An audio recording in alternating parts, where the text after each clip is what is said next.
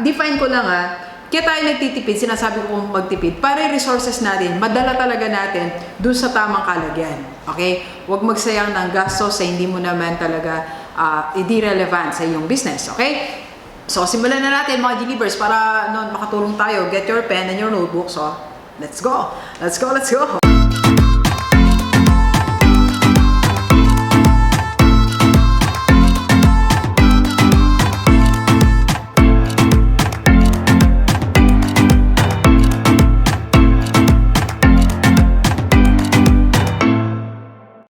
Positive Day, G-Leavers. This is Dr. Gigi Disunga from I Can Change Project. Magandang hapon sa lahat ng mga G-Leavers natin. And sa first time po tayong panood sa aking YouTube channel, thank you very much. Please subscribe, click na po yan, Doc Gigi Disunga. And sa lahat mo gusto magpa-coach kay Doc, or if you want to start, advertise, or improve your business, or you want to join the lineup of investors ng Rockstar Holding Corporation, Rockstar Beauty, and Spire. And if you want to franchise sa ating Rockstar Lechon Manok, just PM me sa aking personal FB, nandiyan lang po. Okay? Alright, so ngayon sa lahat ng mga may negosyo, itaas po ang kamay, mag-type ka, Doc, may negosyo ako, at anong negosyo mo?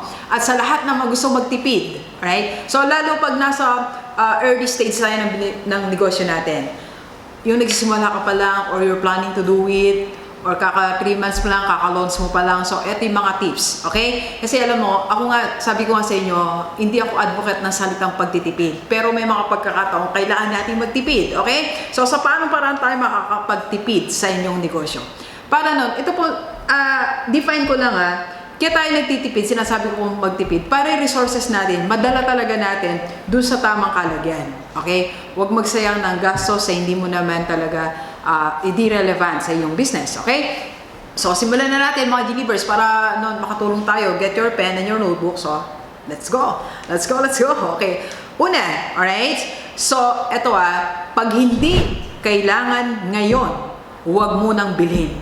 Ang laging usapan sa pagninegosyo, now, ngayon, hindi sa isang buwan, sa isang taon, for the next 3 years, for the next 5 years. Marami kasi mga negosyante, mga business owner, bumibili na ng space. Madami kasi negosyante, meron na kagad isang space of this Doc for expansion namin. Kailan ka mag-expand? 3 years, 3 years pa, nagbabayad ka na, bumili ka na niyan, you already spent how much para dyan sa gagamitin mo in 3 years? Nabili ka na ng madami computers, Doc, nakabang to para sa mga parating kong empleyado. Namili ka na ng madaming aircon, Doc, for expansion and all. So, napakalaking pagkakamali po noon. Nang bumili ka na nang hindi mo pa ngayon gagamitin. Basta, ang rule of the thumb po, sa lahat ng may negosyo, bibilin mo lang yung supplies, gamit, space, or anything pag kailangan mo ngayon.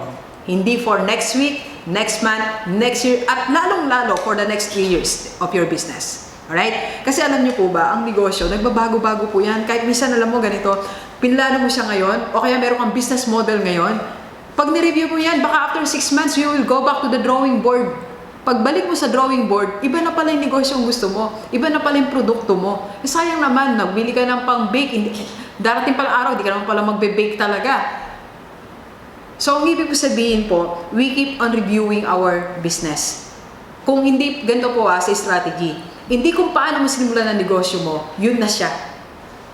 Sabi ko nga po, di ba, nag-enroll ako sa AIM. Isa sa mga napag-usapan namin, isa sa mga lessons namin, ng napakagaling kong professor. Yung pinlano mo minsan ngayon, hindi siya laging yan. Next month, iba na pala kasi nagbabago ang trend, nagbabago ang market, nagbabago ang presyo ng mga bagay, nagbabago ang manpower mo. Okay? So, you will always go back to your business model. Alright? So, wag bilhin. Ulitin natin. Pag hindi kailangan ngayon ang requirement, wag bilhin. Okay? So, second paraan, para ka po makatipid sa iyong negosyo. Ito, planning. You need planning. At least for the first, kahit yung 1 linggo lang, may plano ka na bibilhin. Para hindi naisip mo, kailangan ko pa lang ganito, luwas ka uli. Kailangan ko lang order ka, papa-LBC mo, shipping mo, so another expenses. So, hindi sabay-sabay. Nandun ka na sa bilian, hindi pala, mali pala yung nabili ko, hindi pala to, mali pala yung size, kasi wala kang planning. Kasi sa planning po, nandun na yung detalye na kailangan mo. Anong sukat, quantity. Dapat naka-specify po yan, kapatid. Alright? So, kung namimili ka lang basta ngayon, wala sa plano mo, itigil mo yan. Umupo ka, magplano ka muna. Alright? And work on your budget. Budget, kapatid, ang tinitingnan. Hindi yung gusto mo, yung budget. Okay? So, next. Third, para mas makatipid ka, use the word substitute. Mag-substitute ka ng ingredients na mas mura, na mas available sa market. Instead of buying mga imported, siguro mahirap bilhin o luluwas ka pa, why not use locally produced materials or locally produced ingredients na masagana sa barangay nyo, masagana sa lugar nyo. So, depende yan sa pinuproduce ng lugar nyo. Substitute, kapatid. And even in school supplies.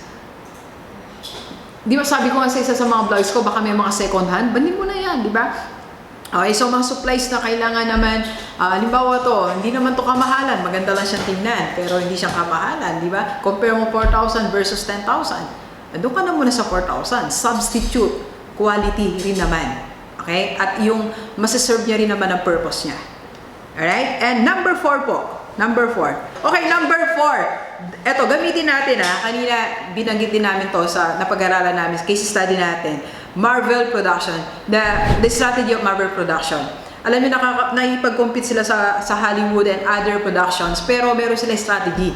Ang sinasabi lagi, in interview yung, I think that's the CEO, sabi niya po, no Hollywood status. Di ba minsan ang criteria natin, yung pinakamaganda sinasabi natin lagi, ganito kasi dapat ganito dapat ang office ng CEO, ganito dapat ang office ng business owner, ganito dapat ang sasakyan. Nagpupunta agad tayo doon sa Hollywood status. Okay? So, hindi sila nag-compare doon. They created their own studio kung saan mas makakagalaw sila and not too expensive. And no Hollywood actors na masyado. Kumukuha sila, hindi lahat ng cast nila galing sa Hollywood. Siyempre, mas mahal po yun Pag puro ganun ang actors mo, ang laki po na expenses. So, gumagamit sila ng ibang actors na can deliver also. And soon yun, nagsisikat din naman. So, lagi mong isipin, pag ikaw po ay gumagastos, namimili, ang isipin mo lagi sa manpower mo, o kaya mag-hire ka ng tao, no Hollywood status. Di ba, minsan sabihin natin, graduate kasi ko sa ganong university Pero okay naman yon, magkaroon ka ng isa. Pero wag naman, doon lahat graduate. Siyempre, iba ang fee nun O expert kasi yan dito. Baka meron din naman na hindi ganyan kamahal na employee, pero can also produce.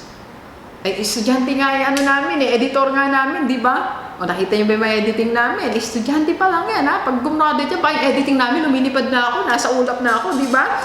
So, pag naghahanap ako ng expert, harap mo sa akin, hindi naman nakakaya ang editing namin, di ba?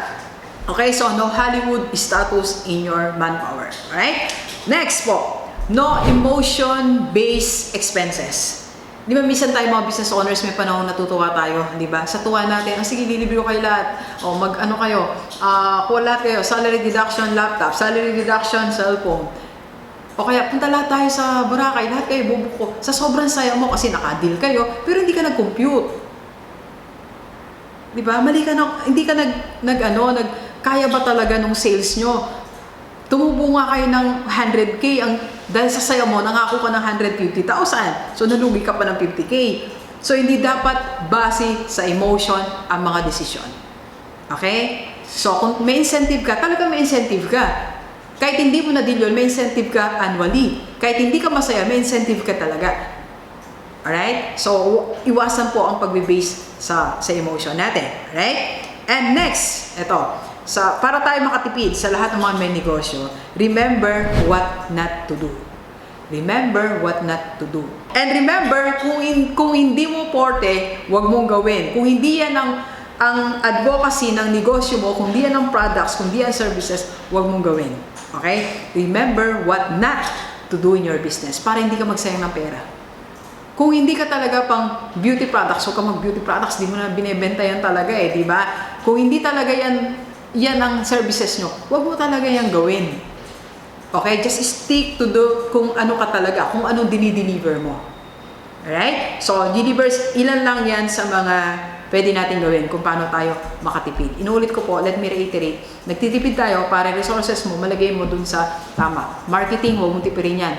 Ayon nga po sa study o sa mga based sa mga expenses ng ibang companies, 30% ng profit nila nilalagay na sa marketing. Yan ang hindi mo dapat tipirin. Okay? Anything about sales, marketing, hindi po yan tinitipid. Okay? So, itong mga bagay na ito ang tipirin. Ngayon, kung talagang malaki na yung company mo, kaya mo nang i-sustain lahat ng yan. So, bahala ka na mag-desisyon. Pero as a start, do this. These are my recommendations. Okay? Alright, so maraming salamat. Sana mas marami tayong natulungan ng mga negosyante, mga G-Leavers o yung mga gustong mag-business. Okay? Alright, so please share this video sa lahat ng mga kaibigan natin, kahit OFW o dito sa Pilipinas, para sama-sama tayo mabago tumula dating buhay.